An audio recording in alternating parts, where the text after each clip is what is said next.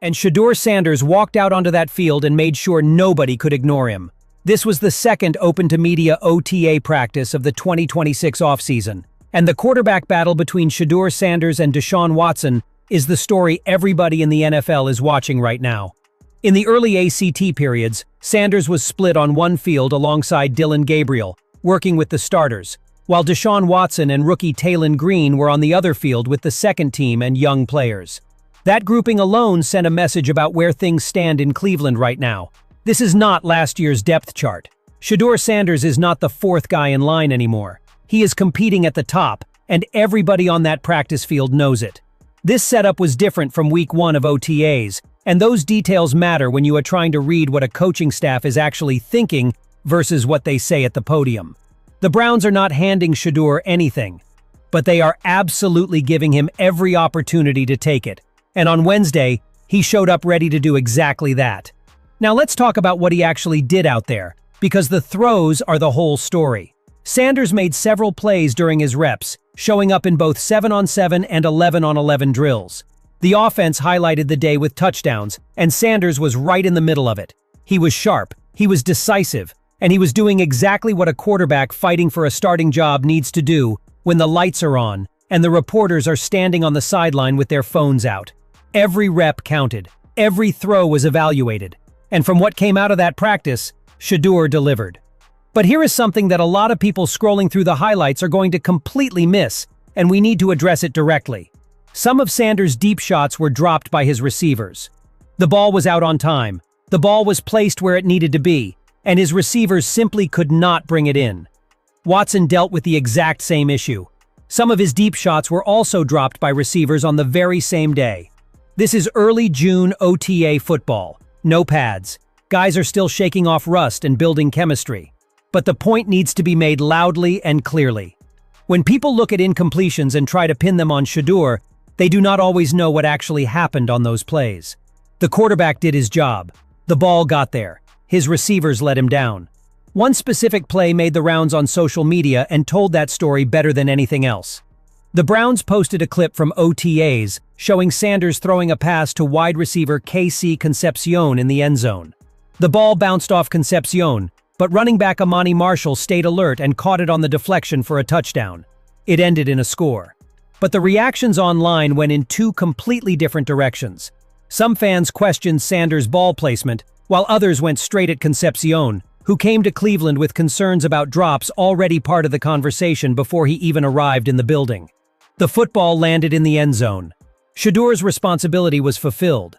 What happened after the ball left his hand is on the receiver. Full stop. This is the double standard that Sanders has dealt with his entire career, and it keeps following him into the NFL. When his throws connect for touchdowns, it gets a quick highlight.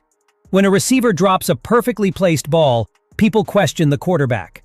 The scrutiny on this young man has never been fair, and it still is not fair. But he keeps showing up and throwing the football anyway. Now let's look at the broader picture of where this quarterback competition actually stands heading into mandatory minicamp. OC Travis Switzer was direct with reporters when asked who is ahead between Sanders and Watson. He said he does not know that anyone is ahead, that the team is pleased with both players' progress, and that everyone is doing a nice job. Read that however you want, but the reality is that no one has been handed this job. Not Watson, not Sanders, not anybody. And given the financial situation surrounding Watson, he is owed a fully guaranteed $46 million base salary for 2026 and remains the frontrunner to start Week 1 based on that financial reality alone. The fact that the offensive coordinator cannot even say Watson is clearly ahead tells you everything you need to know about what Shedeur is doing every single time he steps between those lines. What the coaches are actually saying about Sanders when the money conversation is set aside is genuinely impressive. Head coach Monken said that Shedeur has come miles in terms of his progressions, getting the ball out, and his understanding of concepts, adding plainly that he has really come a long way. That is not a coach throwing a young player a bone. That is a professional evaluation of someone who has clearly put in serious work between the end of his rookie season and the first snap of these OTAs.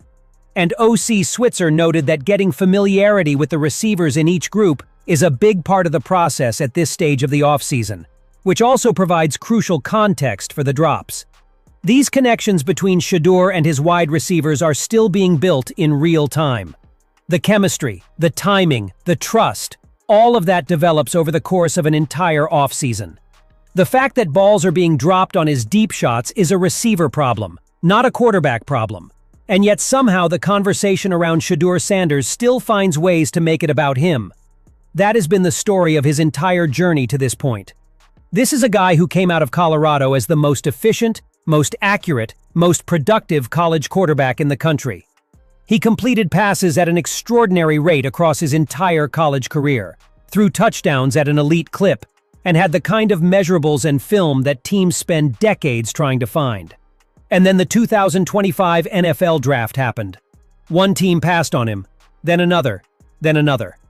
144 picks went by before Cleveland selected him in the 5th round. The disrespect was historic. The narrative being pushed about his attitude, his coachability, his readiness, all of it was amplified by the people who wanted to explain away an inexplicable slide.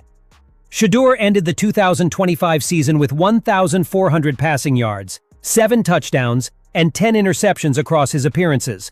But the raw numbers do not tell the full story of what he showed in that rookie year. He made his debut in difficult circumstances, coming in mid-game for an injured Dillon Gabriel, and then came back the following week and threw his first career touchdown, a 66-yard strike to Dylan Sampson that put the Browns up big against the Raiders. He grew with every single start.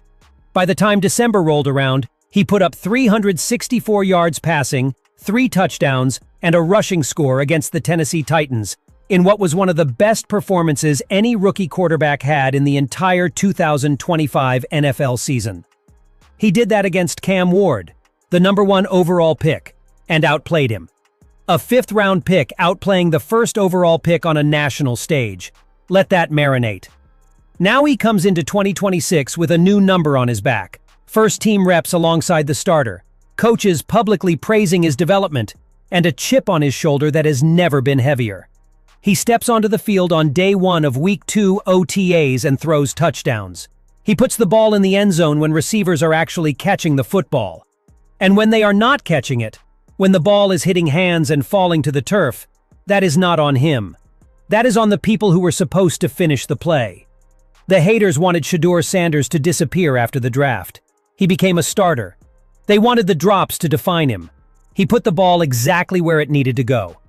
Mandatory minicamp opens June 9th in Berea, and the Shedeur Sanders era in Cleveland is just getting started. His arm is ready. The question now is whether everyone around him can catch up.